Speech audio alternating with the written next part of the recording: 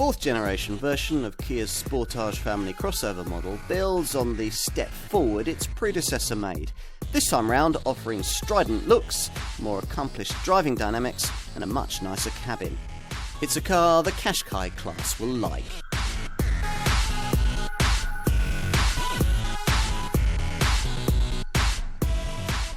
For most car makers, it's merely very important these days to have a credible crossover model on offer in the showrooms. For Kia, though, the provision of such a thing is fundamental to its fortunes. The brand increasingly associated with this car, the Sportage. It's a spacious, family-sized Qashqai class model that we're going to look at here in its much improved fourth generation guise. The original version of this car dates back to 1993, but it wasn't until the launch of the third generation version in 2010 that buyers began really taking it seriously. More than any other model, the Mark III design turned Kia's fortunes around, to the point where, by the time of the launch of its successor, this car, in early 2016, the Sportage was accounting for nearly a third of the brand's total sales volume in this country. With the crossover segment's importance continuing to grow, soon it'll account for more than 10% of the European market, the significance of this car can only increase for Kia, particularly as the brand now has a smaller Nero model in this sector for customers to graduate up from. So, the Koreans had to get this car right. Have they, though? Well, quite possibly. The styling aims for a more upmarket Germanic feel, something you'll also find in the redesigned cabin. Plus, big steps forward have been made in terms of electronic safety provision and media connectivity. Under the bonnet, there are fewer changes, but a potent 1.6-litre TGDI petrol turbo power plant has been added to the range, one of the key engines you can order with the lineup's sportiest GT line trim level. Now, with that variant, you get a look properly reflective of handling changes to steering and suspension that aim to give all models a kind of firmer, more dynamic feel that Kia thinks crossover customers want. So, have they got the recipe right? And can this car repeat the success of its predecessor? Time to find out.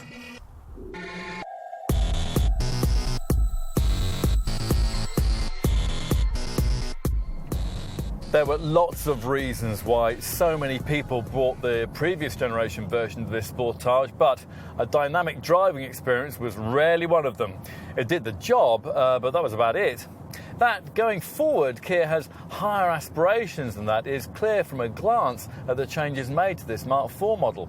The completely fresh platform is 39% stiffer than before, plus the Korean brand has thoroughly overhauled the suspension and redeveloped the steering system. As a result, you know the driving experience is going to be different this time around.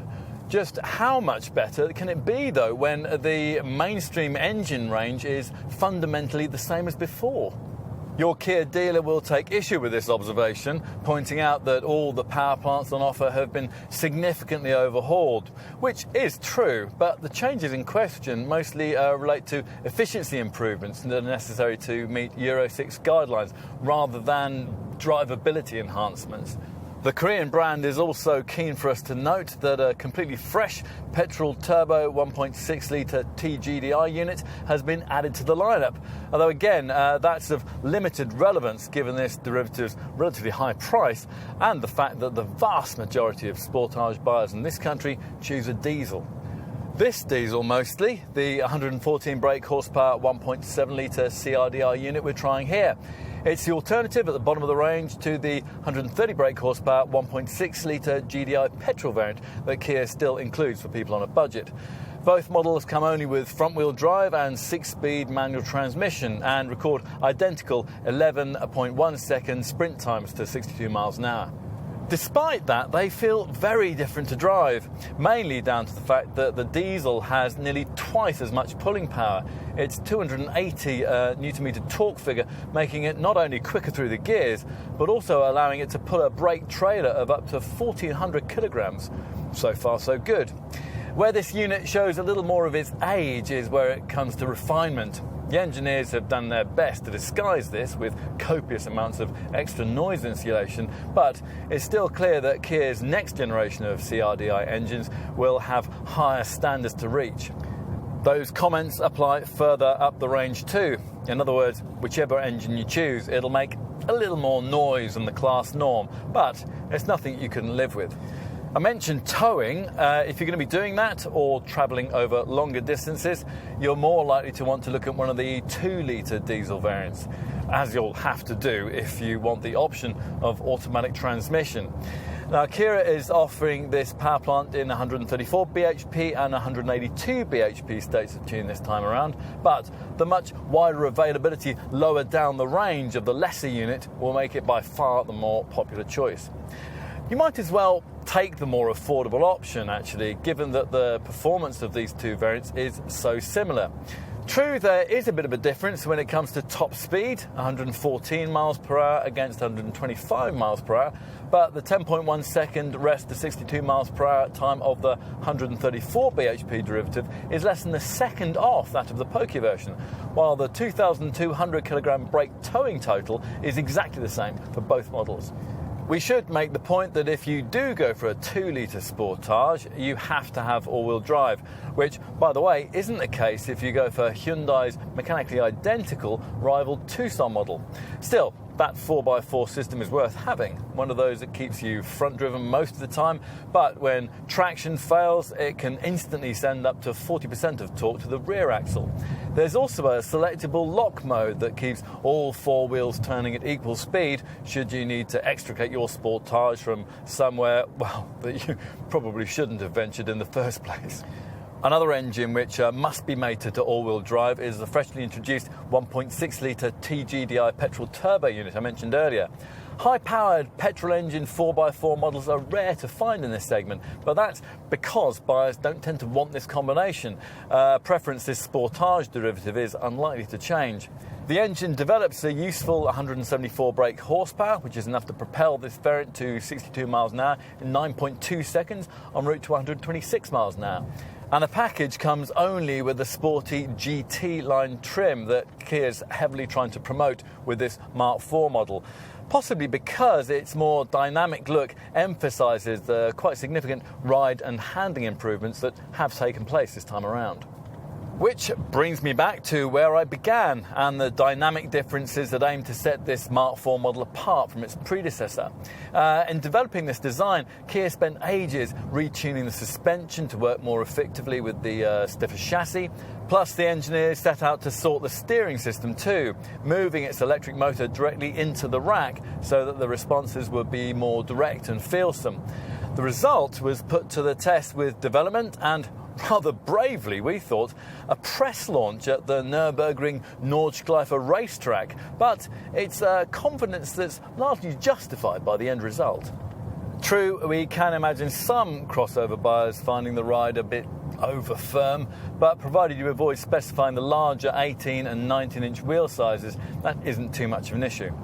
Anyway, the payoff comes with cornering agility and minimal standards of body roll that few competitors can match.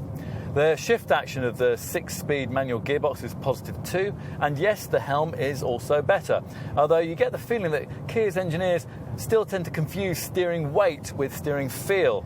Ultimately, though, it's an accomplished and very European-feeling package, which is probably exactly what the Korean brand was after.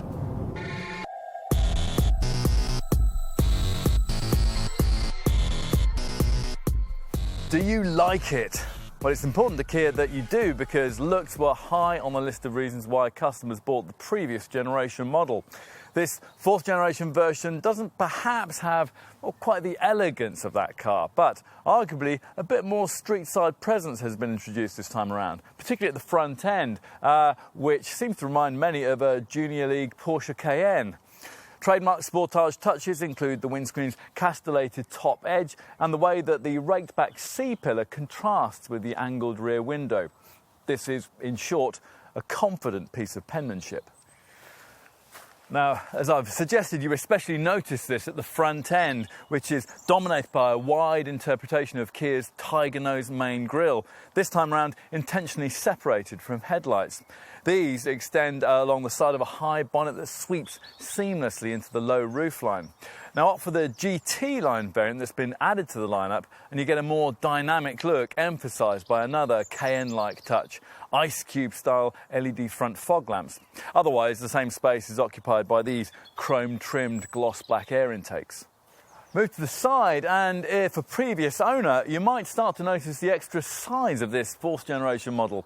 The need to extend the wheelbase has made the car 40mm longer than before, with over 75% of that increase between the axles, which explains why the rear doors look longer. That extra length has also been artfully used in creating a sleeker and more rakish shape that features an almost sports car-like ratio between sheet metal and glass. This is complemented by straight, flowing character lines, narrow side windows, deeply sculpted sides and bold wheel arches encasing wheels that can be up to 19 inches in diameter. Now the rear shares this more mature upmarket approach with a mixture of concave and convex surfaces and horizontal lines which together aim to emphasise a wide and stable stance. On plusher versions, a chrome strip links these combination lights that feature a distinctive nighttime signature, while further up you get this neat roof spoiler below a shark fin antenna. As usual, of course, what's more important is the stuff that you can't see. The completely redesigned platform this car shares with Hyundai's rival Tucson model is 39% more rigid than before, thanks to over half of it now being fashioned from advanced high-strength steel. Time to look inside. Now, it's now slightly easier to get in and out because the floor has been lowered by 40mm. And once behind the wheel, you'll find a driver-centric fascia that's a little more angled towards the driver, with flush-fitting fixtures and trim, soft-to-the-touch materials, and smart detailing like the silver trim used around these air vents. It's a big step forward from the cabin of the previous model, which really wasn't able to match the sophistication of the exterior styling. Here, although you still wouldn't imagine you were in a premium brand product, it's a world away from the kind of thing that you would have found in a Kia even just 5 years back. Helping in this regard is a reduction in the number of switches and buttons thanks to the installation of this centre dash infotainment touchscreen. It's a standard feature provided you avoid entry-level trim. In this case, it's 7 inches in size. A larger 8-inch layout is offered further up the range. Either way, the monitor includes standard navigation as well as effectively marshalling the usual audio, informational and Bluetooth phone features, including music streaming and voice control. This is also the portal from which you get access to the full suite of Kia connected services created in association with TomTom. Activate the connectable Wi-Fi system to your phone, and via these you can find 4-day weather forecasts, be advised of speed camera locations, get live traffic information that can reroute you around jams, and use a local search function that can direct your Sportage to anything from a supermarket to a service station. Anything this touchscreen can't tell you may well be covered off by the further screen provided between the two main dials of the instrument binnacle. This deals with trip computer readouts, compass, tyre pressures and various vehicle settings, and further up the range is upgraded into a larger 4.2-inch Supervision TFT display that, amongst other things, will also bring navigation instructions more directly into your line of sight. Getting comfortable in front of the leather-stitch 3-spoke multifunction wheel is easy, and if you owned the previous version of this car, then you might notice that forward vision has been improved thanks to slimmer A-pillars and a lowered position for the door mirrors too. It is still pretty difficult to see out of the back though, so it's just as well that, provided you avoid entry-level trim, rear parking sensors and a rear-view camera come as standard. Are there issues? Not many. The ambiance is a little dark and sombre, and the fake stitching along the dash top is a reminder of Kia's less sophisticated days. Plus, we would have preferred the various connectivity ports prominently displayed here in front of the gear stick. You get twin 12-volt sockets plus USB and aux-in points to be hidden away in this storage box between the seats. That would have enabled phones and gaming devices to be charged away from prying eyes. Talking of storage areas, the glove box and the door pockets aren't especially large for what is supposed to be a family car, but we'll forgive this Kia that for its provision of a thankfully conventional handbrake, next to which are twin cup holders of different sizes to better suit the various dimensions of your morning latte. A central front armrest is standard across the range, and there's also an overhead compartment for your sunglasses. Now I'm in the back, I'll mention something I should have touched upon in the front, namely that the seats are more comfortable this time around. They offer firmer side supports and softer foam, plus here in the rear they recline for greater comfort on longer trips. Headroom's reasonable too, despite the sloping roofline. Not so good is the rather claustrophobic feel created by the dark trim and these narrow side windows, also a problem with the previous generation version of this car. Kia has mitigated things a little this time around though, with the wheelbase increase that I alluded to earlier. A 30mm improvement that, well, it significantly enhances legroom by around 16mm. There's no change in cabin width though, so 3 adults will continue to be as closely aligned as they usually tend to be in this class of car. At least here though, things are helped a little in this regard by this relatively low transmission tunnel.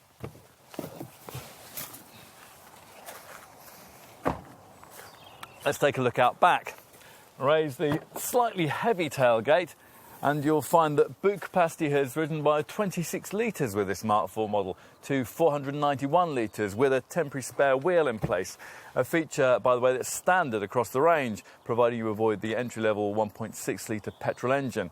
Now, a lot of other rivals fob you off with fiddly tyre mobility kits, and they still can't match the cargo space on offer here. Nissan Qashqai, for example, has 61 litres less, while comparable crossovers like Ford's Kuga and Subaru's XV are even more restricted than that. The luggage bay features a 2-position cargo floor and a useful underfloor section that allows you to stow the load bay cover away when it's not in use.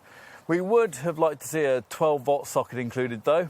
One more significant annoyance is that if you need more space and you want to fold down the rear seat backs, there's no boot-accessible remote release handles that you can tug on.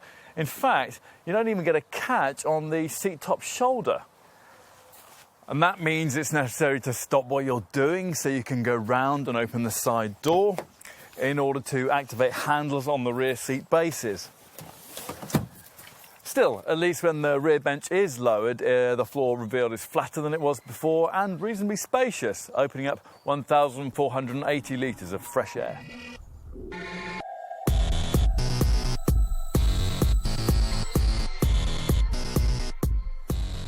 Kia may no longer want to be seen as a value brand, but it knows it must maintain a policy of value pricing. Hence the importance of being able to offer an entry-level version of this car at around the £18,000 price point and a diesel for under £20,000. The variants in question offer either 1.6 litre GDI petrol or 1.7 litre CRDI diesel power and represent the lower tier of the Sportage lineup, a place in the range where you're limited to front-wheel drive and manual transmission. Nearly 85% of customers opt to find the £1,550 premium required for that CRDI model, and most are unwilling to make the specification compromises required by entry-level trim, which will leave many with a Sportage model typically like this one, a 1.7 litre CRDI variant with the 2 trim level and the price pitched at around £22,000. If you want more power, then it must be mated to all-wheel drive, a system fitted to the 2 litre CRDI diesel variants. There are 2 of these with either 134 or 182 brake horsepower options, plus at this level in the lineup there's a chance to spend just over £1,300 more on a 6-speed automatic gearbox if you want it. The unit in question is an old-style torque converter auto, but you can get a more modern twin-clutch automatic box as an option on the top petrol version, the minority interest 174 brake horsepower 1.6 litre TGDI petrol turbo model, which only comes in 4x4 guise. If all-wheel drive is a priority, we'd steer clear of this variant and stick with the 2 litre diesel, probably in its 134 bhp guise, since the 182 bhp engine is only available with a top KX4 trim level that demands a pricey budget of around £30,000. Enough on the Sportage range. What about the value proposition that pricing represents? Well, in assessing that, we should probably start with this model's sister design, Hyundai's Tucson, since under the skin, these two cars are pretty much the same. If you want two-wheel drive, your choice between these two contenders will probably come down to personal preference, since a Sportage only undercuts its Korean stablemate by around £500. If you want all-wheel drive, though, you're probably going to choose a Sportage, since it alone offers 4x4 traction with more affordable trim. It's more probable, though, that the car in this class you're more likely to be considering as an alternative will be the one that first defined the family crossover segment, Nissan's Qashqai. The Nissan's good to drive, but it offers less space than this Kia does for your rear passengers and for your luggage. Plus, as with the Tucson, there's a model-for-model price premium of around £500 over this Kia if you want two-wheel drive, and it's vastly more expensive if you want a 4x4 version. So would Renault's Qashqai-based Kadjar crossover model be a better bet? Lower level versions are certainly priced very closely to Sportage levels, but the gap widens if you want a pokier diesel unit, and again, the Renault represents a much more expensive option if you want four-wheel drive. I keep coming back to that 4x4 thing, don't I? Kia's decision to offer all-wheel drive traction with pokey 2-litre diesel power from as little as around £22,000 creates a proposition most competitors just can't match.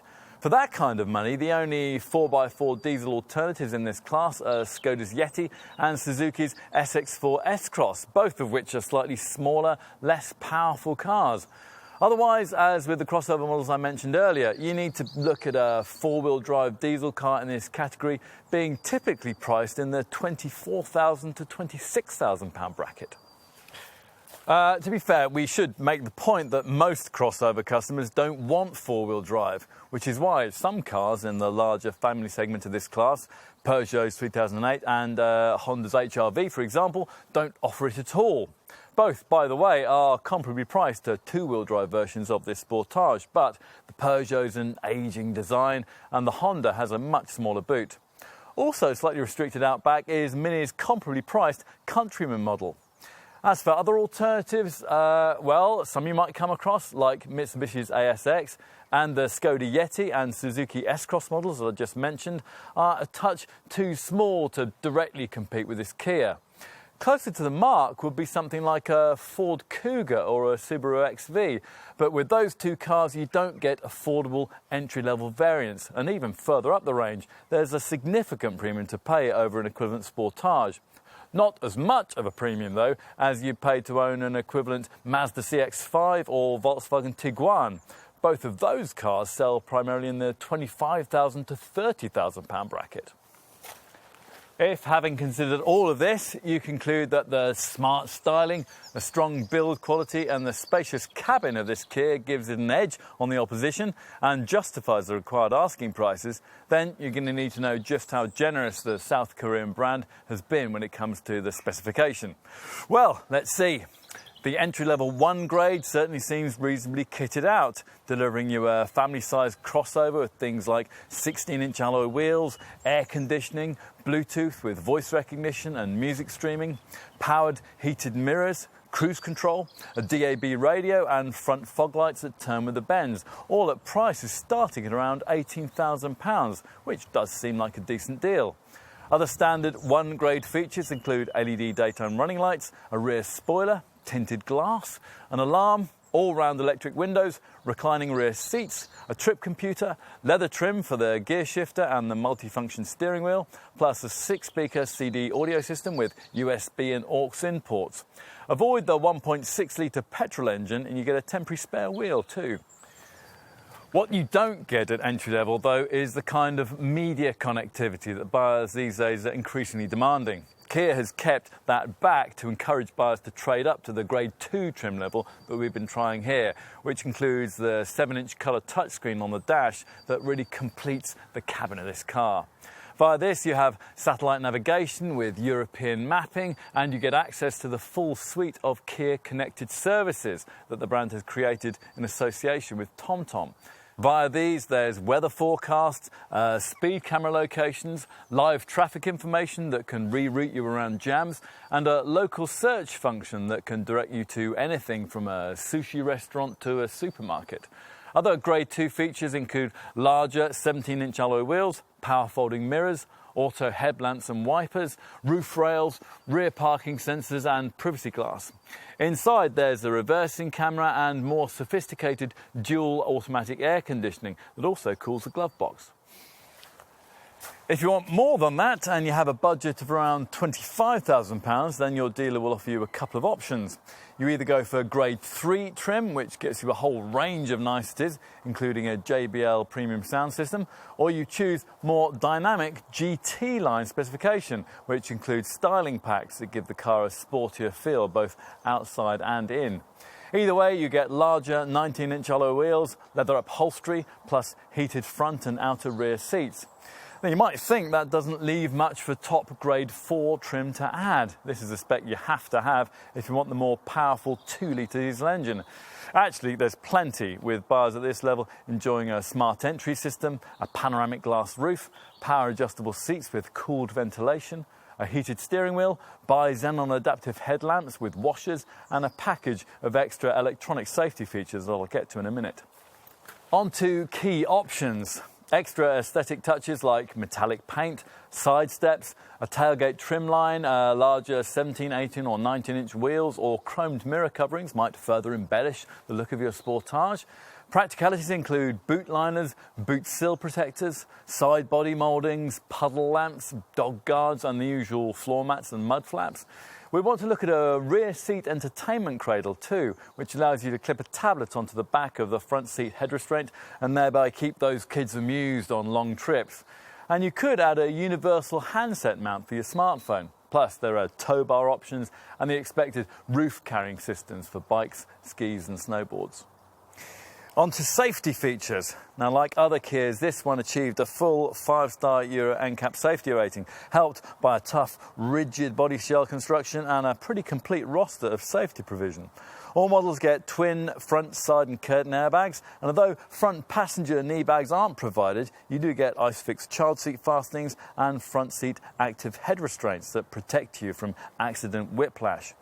Standard electronic systems include the usual aids for traction and stability control, plus ABS braking of course, with a brake assist setup to aid in emergency stops that will be advertised to following motorists by an emergency stop signalling feature that flashes the rear lights. Tyre pressure monitoring, pedestrian-friendly active bonnet and hill start assist control to stop you from drifting backwards on uphill junctions are all additional features that make the team sheet. Off-road, a downhill brake control setup is on hand to ease you down slippery slopes. And if you're towing, a trailer stability control system eliminates trailer sway.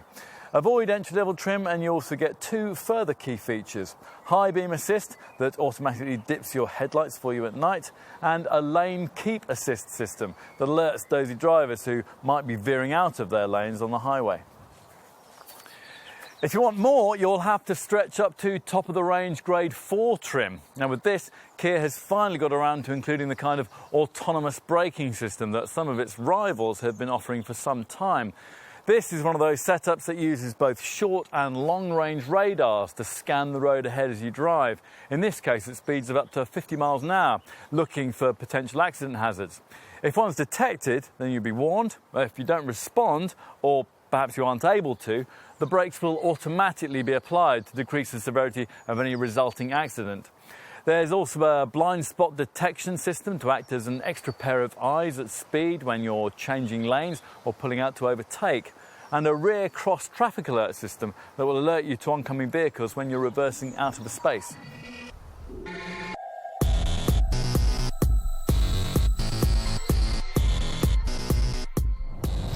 As Kia is well aware, it doesn't matter how stylish or well-equipped a crossover of this kind might be, if it can't offer cutting-edge whole-life running costs and low benefit-in-kind taxation figures, then it is going to struggle.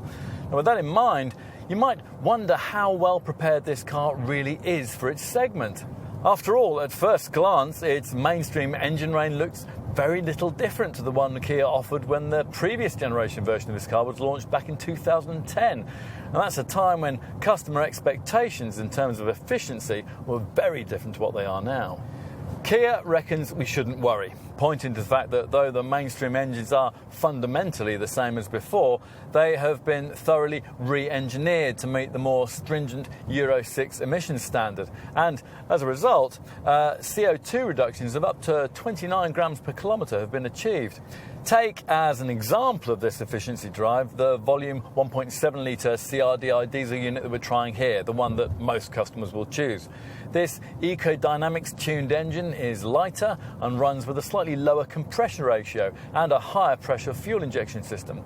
As a result, it returns 61.4 miles per gallon on the combined cycle and 119 grams per kilometre of CO2. Should loyal Sportage buyers be reassured by these figures? Well, yes and no. They certainly represent an improvement on the equivalent version of the previous generation model by 7 miles per gallon and 16 grams per kilometre, which isn't to be sniffed at. However, that's only enough to bring the returns of this engine up to the level where it can match the lesser standards set in this segment by equivalent versions of rivals like Skoda's Yeti and Mitsubishi's ASX. Kia's CRDI technology will need a fundamental rethink if it's to enable this car to match the efficiency of the entry-level diesel units used in rival crossovers like Nissan's Qashqai, Renault's Kadjar, Peugeot's 3008 and Honda's HR-V. Still, if history is any guide, it's only a matter of time before Kia manages this.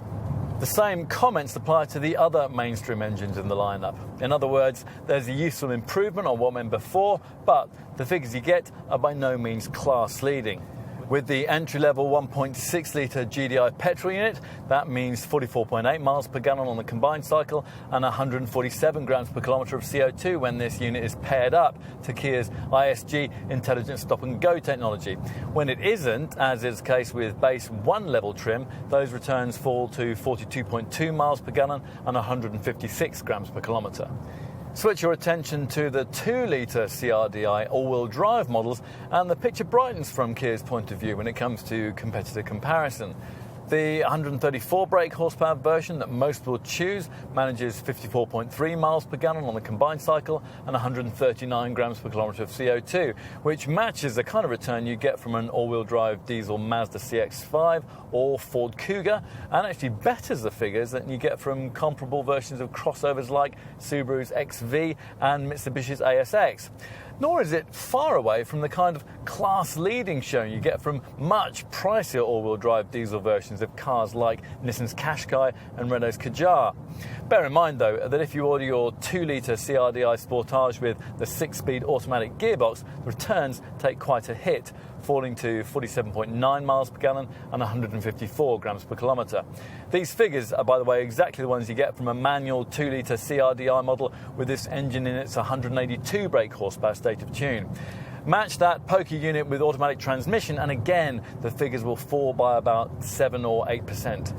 When Kia extends its 7DCT automatic transmission technology to diesel models, that kind of efficiency penalty for choosing an auto box will be wiped out. And the reason we know that is that the Korean brand already makes a DCT dual-clutch auto box available on the one completely fresh engine introduced with the launch of this 4th generation Sportage range, the 174 brake horsepower TGDI 1.6 litre turbo petrol unit.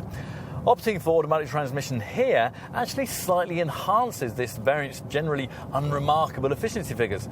So the returns of the manual version, 37.2 miles per gallon and 177 grams per kilometre, improve to 37.7 miles per gallon and 175 grams per kilometre when you order the car in 7DCT form. What else do you need to know? Well, let's talk warranties. And most cars in this class come only with an unimpressive 3-year, 60,000 mile deal. With this Sportage, in contrast, a much more complete peace of mind package comes as standard thanks to the best customer assurance plan in the industry. A much trumpeted 7-year, 100,000 mile package. Now, it's worth pointing out that when you read the small print, you discover that you only actually get 7 years of cover on the engine and the gearbox. It's 100,000 miles and 5 years for everything else.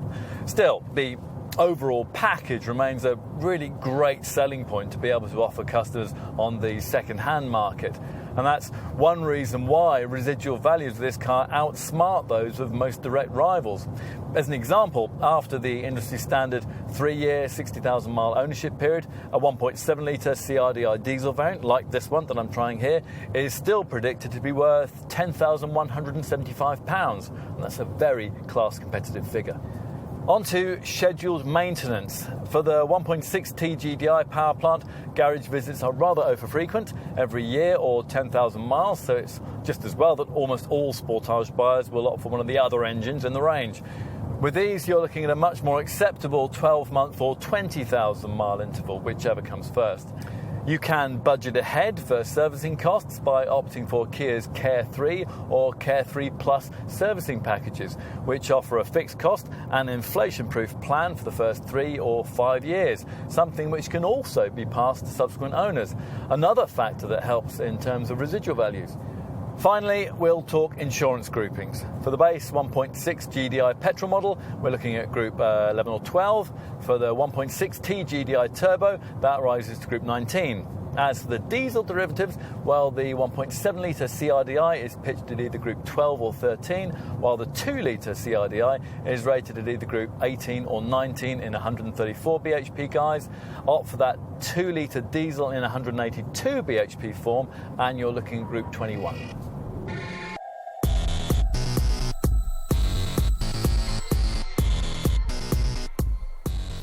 Expectations were high for this fourth generation Sportage, and it satisfies many of them. It's a product with greater quality that's safer, better equipped, more media savvy and nicer to drive. Plus, whatever you think of the looks, you have to admit that this car now has a more significant degree of street-side presence. Of course, there are still boxes left for Kia to tick, but many of them will be when the brand rejuvenates its engine technology. In the meantime, what's on offer here is enough to keep this model competitive in a way that will probably lead to further sales success in this segment. It is certainly a confident car, firm in stance, in ride, and in the value proposition it offers. Exactly, in fact, the sort of thing many Qashqai class buyers will be looking for. Yes, you could pay much more for a crossover of this kind, but after trying a Sportage, you might well end up questioning the need to. Which says it all, really.